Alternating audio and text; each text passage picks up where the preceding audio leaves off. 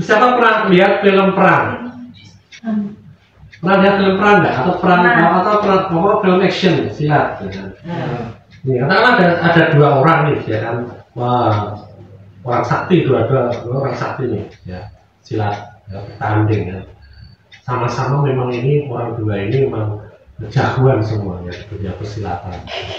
Katakanlah siapa nih, kalau Sablon sama siapa nih? Nah, ketika mereka berperang yang sungguh hebatnya, ya sampai murah-marin semua, biasanya ya. Nah, yang terjadi kira-kira yang menang tuh menang semua, apa kalah semua, atau salah satu menang? Salah satu menang. Yang satu menang, yang satu kalah. Amin. Ya kan? Nah, kalau dia kalah, ya kan? Dia benar-benar kalah. Kalau dia masih bisa, kalau belum kalah, dia pasti akan balik lagi, pasti akan melawan lagi. Amin. Ya. Jadi kalau kita mengalami kemenangan, kita mengalami kemerdekaan, itu kita benar-benar merdeka. Amin. Kita dulu dijajah oleh bangsa penjajah.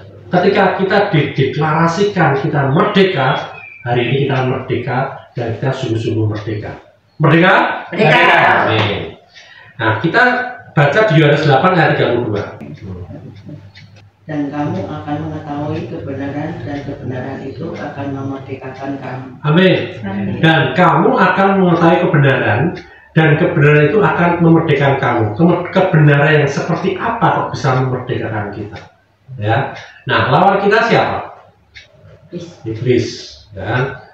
Si iblis. Ya. Nah,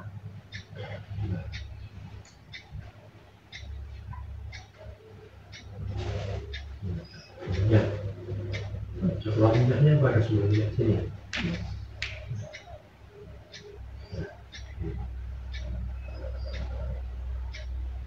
Nah, satu-satunya kuasa yang dimiliki setan, ya, iblis, itu apa saat ini? Ini kita harus ngerti nih. Musuh kita ini satu-satunya yang dimiliki dia saat ini itu apa? Saat ini yang dia miliki itu apa? Tipu daya, tipuan, ya. Nah, hal yang terburuk tentang penipuan ini apa? Hal yang terburuk adalah kita nggak tahu kok sedang ditipu. Ya. Hal yang terburuk adalah ketika kita tidak tahu kalau kita ini sedang ditipu gitu. Itu yang paling janggal di situ, ya kan? Setelah kita tahu ternyata kita ini ditipu, ketemu sama dia, sialan. Ternyata aku tipu sama ini, ya kan? Nah, jangan mau, ya. Kalau tidak itu, kalau kita tidak tahu kalau kita ditipu, itu namanya bukan penipuan, ya. Ya. Jadi begitu kebenaran ini diterima, ya, penipuan itu kehilangan semua kuasanya. Amin. Ya. Kalau kita ternyata kita tahu kalau kita ditipu dan kita punya kebenarannya, kita tidak akan bisa ditipu lagi. Tidak ada kuasanya lagi tipuan itu, ya. Oleh karena itu setan kehilangan semua kuasanya ketika kita mengetahui kebenaran. Amin. Ya. Nah, jadi kebenaran ini diperlukan supaya kita tidak tertipu lagi, ya. Nah, banyak orang tidak mengetahui kebenaran tentang kekalahan setan, ya. Tadi ketika dua orang ini bertanding, yang satu kalah, yang satu menang, ya kan? Terus mereka pergi. Orang yang tidak pernah nonton mereka bertanding, tidak pernah lihat mereka bertanding, tidak pernah melihat yang satunya menang, yang satunya kalah, bisa saja yang kalah bilang, wah, tadi aku lawan dia, aku menang. Walaupun dalam tubuhnya babak belur semua, ya kan? Lalu dia mengalami kekalahan, dia bisa tipu orang, ya kan? Karena orang itu nggak lihat kebenarannya gitu loh. Ya, bisa bayangkan ya. Terus lagi apa? Orang itu, wah hebat ya kamu ya, bisa mengalahkan mereka. Ketika yang menang ini ketemu mereka bisa mengolok-olok, ya kan? Mereka akan mengejek, bahkan tidak percaya sama yang menang sebenarnya. Nah ini, ya, sehingga tertipu lagi. Ya. Faktanya hari ini banyak orang Kristen itu dipakai sebagai alat, sebagai instrumen yang digunakan iblis untuk menyebarkan tipu dayanya. Ya. Bahwa ia masih merupakan musuh yang kuat. Nah ini sangat disayangkan sekali. bahkan orang-orang Kristen sendiri dipakai untuk menyebarkan tipu daya iblis bahwa iblis ini masih kuat, iblis ini menang, ya, iblis ini punya kuasa itu. Nah itu, jangan sampai itu terjadi. Peperangan rohani tadi adalah bagaimana gereja hari ini ya menjadi topik yang sangat hangat gitu. Ya, di mana-mana gereja ada peperangan rohani. Kita harus mengadakan peperangan rohani. Perang di sana, perang di pulau ini, perang di kamar mandi lah. Perang di kamar mandi nanti pecah semua ya, gitu ya. Perang di mana, di kampung mana, perang di gunung. Itu menjadi topik yang sangat hangat banget. Ya, sudah sekian tahun ini masih banyak yang ada yang jalan-jalan masuk ke ruko-ruko, masuk ke toko-toko, ya kan. Oh ini harus diperangi ini banyak penguasa ini, nanti kamu rugi loh, nanti kamu nggak bisa untung, nanti kamu terganggu kerjaannya, ya kan? Nah ada yang seperti itu, ya. Nah, jangan sampai kita dipakai iblis untuk menipu banyak anak Tuhan. Jangan sampai kita pun tertipu dengan hal seperti ini. Amin. Ya, jadi orang-orang itu banyak menghabiskan energi yang terus-menerus untuk memerangi iblis dengan cara yang bertentangan dengan kitab suci. Ya. Yang pada kenyataan iblis, setan itu sudah dikalahkan. Ya, kita tidak perlu mengalahkannya lagi gitu. Ya, udah bayangkan orang sudah ketimpa tangga, jatuh ketimpa tangga, ketimpa durian lagi. Ya, jangan. Kita sudah cukup, dia sudah kalah, sudah nggak bisa apa-apa lagi. Ya. Nah, kita perlu percaya bahwa setan telah dihancurkan sepenuhnya. Kita buka Ibrani 2 ayat 14. Baca silakan. Ibrani 2 ayat 14.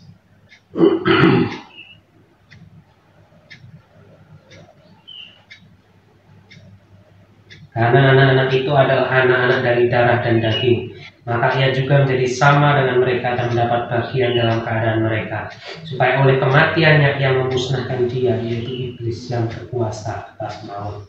Siapa ya? Yesus. Oleh kematiannya ia memusnahkan dia, yaitu iblis yang berkuasa atas maut. Ya, jadi kita jangan memaksakan kekalahannya lagi gitu loh.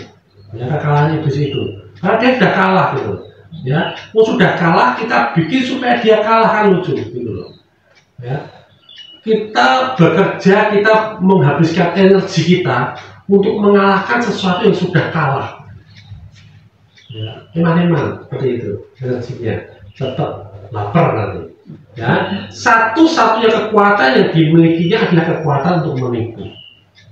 Ya, jadi pertemuan kita ini seharusnya melawan tipu daya iblis ya. Efesus 6 ayat 11. Ya. Efesus 6 ayat 11. 6 ayat 11. Kenakanlah seluruh perlengkapan senjata Allah, supaya kamu dapat bertahan melawan tipu muslihat iblis. Kenakanlah seluruh perlengkapan senjata Allah. Jadi seluruh perlengkapan ini kita kenakan supaya kita dapat bertahan melawan iblis atau melawan tipu dayanya. Tipu muslihat, melawan tipu muslihatnya, melawan tipu dayanya iblis. Bukan iblis yang kita lawan, tapi tipuannya yang kita lawan, gitu. Ya, jadi bukan iblisnya. Nah, kalau di luar itu kita seperti memberi ke iblis itu otoritas lagi, memberi iblis kekuatan yang sebenarnya dia tidak miliki gitu, ya. Dan ia menggunakannya untuk mengintimidasi kita. Jangan mau, ya, jangan mau tertipu lagi. Satu-satunya senjata yang dimiliki setan adalah kekuatan yang kita berikan kepadanya. Ketika kita mempercayai kebohongannya, ketika kita mempercayai tipuannya, jangan mau.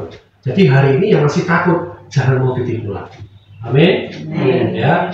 Kalau tidak takut, aku hampir ketipu nih, ya harus berani. Amin. Karena iblis, kata iblis, kamu sudah dikalahkan. Ya, aku benar, aku merdeka, kamu nggak bisa menipu aku lagi.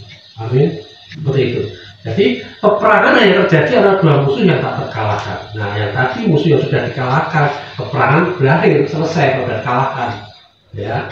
Nah, setan adalah musuh yang sudah dikalahkan. Amin. Amin. Yuk, kita baca lagi Kolose 2 ayat 15. Kolose 2 ayat 15. Jadi firman ini sungguh tegas bahwa iblis itu sudah dikalahkan. Kolose 2 ayat 15.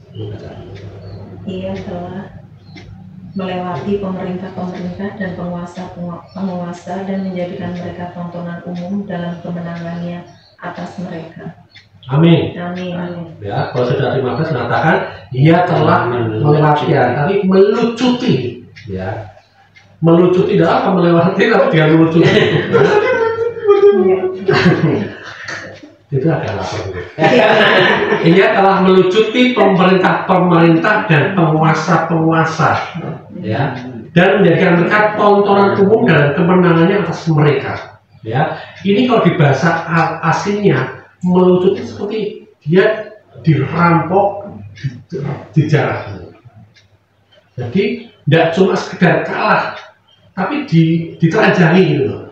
Ya, ditelanjangi, dipermalukan. Kalau di bahasa di Roma sana, orang yang kerajaan sudah dikalahkan, rajanya sudah dilucuti, ditelanjangi, dipotong jarinya, jempolnya itu dipotong, kaki dan tangannya, supaya itu bertanda dan dipermalukan, diarak gitu, diumumkan bahwa raja ini sudah dikalahkan.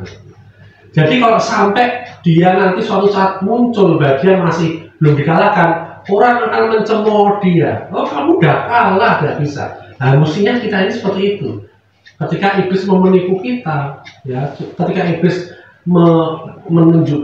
ingin menunjukkan kuasanya, ya, cepat-cepat kita bilang, kamu mencemooh dia, ejek dia, please, kamu udah kalah, tidak ada artinya lagi.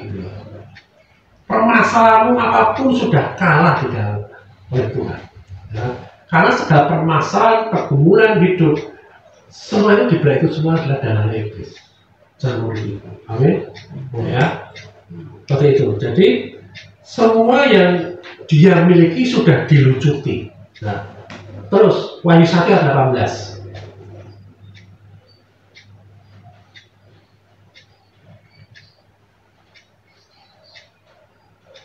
Wahyu 1 ayat 18.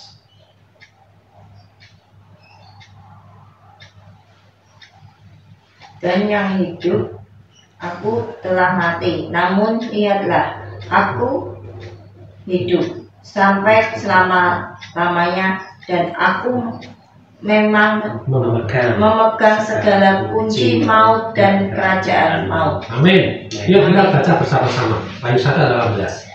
Dan yang hidup, aku telah mati, namun lihatlah, aku hidup sampai selama-lamanya, dan aku memegang segala kunci maut dan kerajaan maut. Jadi jangan sampai kita dibohongi. Ada orang lihat, oh dia dibawa ke neraka, disiksa oleh iblis lah, dan iblis tidak pegang kunci neraka. Amin. Dia tidak pegang kunci segala maut. Maut itu tidak bicara cuma neraka kok.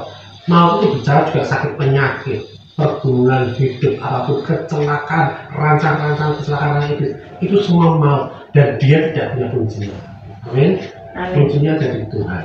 Kalau kita punya Tuhan, ya, Tuhan sanggup menjadi jalan keluar dari berbagai itu semua. Dia punya kuasa yang sudah mengalahkan iblis. Ya, jadi jangan sampai kita yang jadi tontonan karena kena tipu daya iblis. Ya, tetapi kita orang-orang Kristen, kita menonton bagaimana iblis sudah dikalahkan, dipermalukan, tidak berdaya lagi. Ya, itu kita lihat itu. Kita bisa lihat bagaimana sakit penyakit sudah tidak berdaya lagi atas hidup kita, atas tubuh kita. Amin. Amin. Kita melihat segala masalah kita ini sudah tidak berkuasa lagi, tidak berdaya lagi atas hidup kita. Amin. Amin. Ya, jadi kita menang di atas. Ya, artinya apa? Kita mengatasi semuanya itu karena kebenaran daripada Tuhan. Amin. Amin.